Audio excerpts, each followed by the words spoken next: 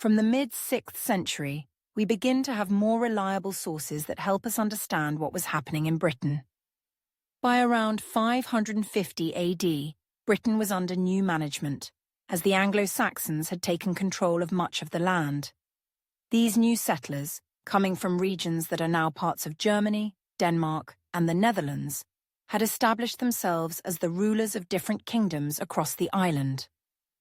The Britons who had lived under Roman rule were either pushed to the western parts of Britain, such as Wales and Cornwall, or they gradually adapted to the new Anglo-Saxon way of life. One way we know the Anglo-Saxons became so important in Britain is through the names of places. Many of the towns, villages, and even rivers were renamed or given Anglo-Saxon names. Places that end in tun, ham, or berry are often linked to Anglo-Saxon roots, showing how they left a permanent mark on the landscape.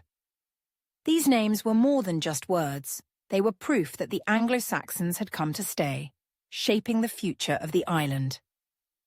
Villages like Luton, Birmingham, and Salisbury all show the influence of the Anglo-Saxon settlers in their names.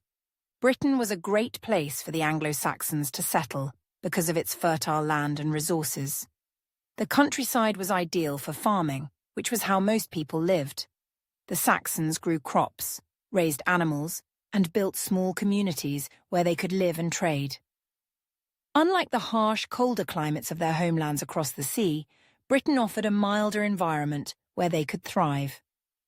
For the Anglo-Saxons, it wasn't just a place to raid and leave, but a land where they could build a future, establish kingdoms, and pass their culture on to future generations.